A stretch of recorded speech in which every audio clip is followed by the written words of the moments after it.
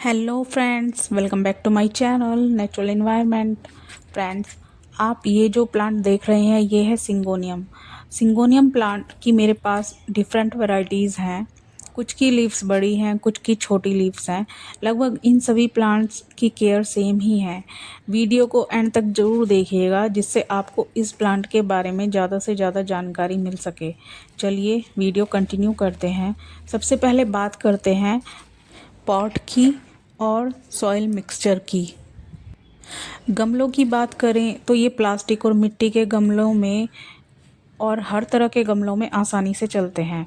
4 से 5 इंच के गमले में ये आसानी से चल जाता है प्लांट। जब प्लांट की रूट्स गमले से बाहर आ जाए तो इन्हें कट कर दीजिए, और अगर रिपोर्टिंग के लिए सीज़न ठीक है तो आप इसे रिपोर्ट भी कर सकते हैं। सॉइल मिक्सचर की बात करें तो सॉइल मिक्सचर आपको ऐसा रखना है जिसमें अगर आप पानी डालें तो वो गमले से तुरंत आसानी से निकल जाए। अगर आपकी गार्डन सॉइल बिल्कुल नॉर्मल है तो उसमें आप सिंपली रिवर सैंड मिलाएं, कंपोस्ट मिलाएं और प्लांट को लगा दीजिए। अब बात करते हैं पानी की और लोकेशन की। जब गमले की मिट्टी 2 इंच तक सूखी दिखाई दे तो आप प्लांट को बहुत अच्छे से पानी दीजिए। इस प्लांट में आपको ओवर वाटरिंग अवॉइड करनी है, क्योंकि अगर आप इसमें ओवर वाटरिंग करेंगे तो इसमें रूट रॉट हो जाएगा और प्लांट ख़राब हो जाएगा। तो इसमें आपको बैलेंस्ड वाटरिंग करनी है। एक बात आपको ध्यान रखनी है इस प्लांट में, अगर आप इसको शेड में रखेंगे कम्प्लीटली तो वहाँ एयरेशन कम रहता है, जहाँ पानी कम सूखता है। और अगर आप प्लास्टिक के गमलों का यूज़ कर रहे हैं तो भी पानी नहीं सूखता है, इसलिए बहुत ही जल्दी आपको इसकी लीव्स लटकती हुई, गिरती हुई और पीली होती हुई नज़र आएगी।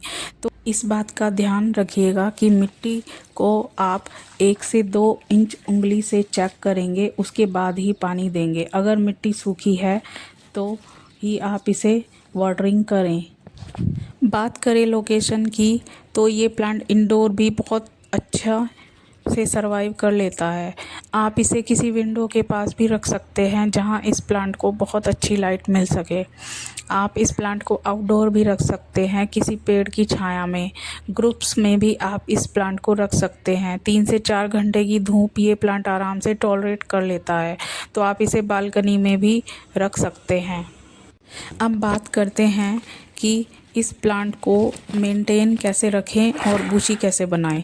इस प्लांट को आप इस तरह से प्रोपगेट कर सकते हैं, जब ये प्लांट ओवरग्रोथ हो जाता है तो इसे एरियल रूट के साथ कट करके आप इसकी कटिंग दूसरे गमले में लगाकर न्यू प्लांट बना सकते हैं।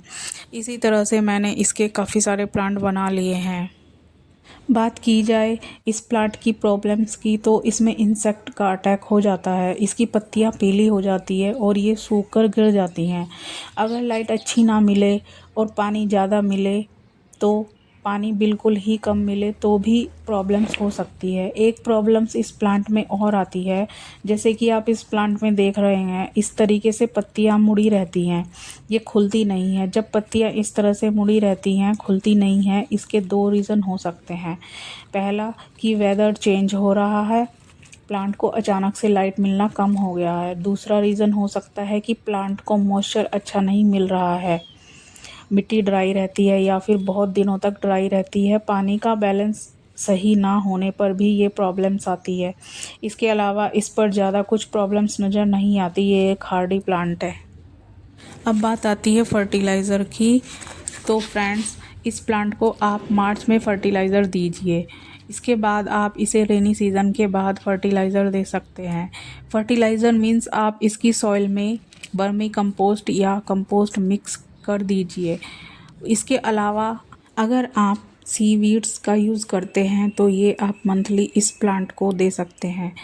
इससे प्लांट की ग्रोथ अच्छी और हेल्दी होगी। एक और फर्टिलाइज़र आप इसमें यूज़ कर सकते हैं, वो है NPK 19-19-19। ये फर्टिलाइज़र भी इस प्लांट के लिए अच्छा काम करेगा। इस फर्टिलाइज़र को आप प्लांट की लीव्स पर भी स्प्रे कर सकते हैं और मिट्टी में भी डाल सकते हैं।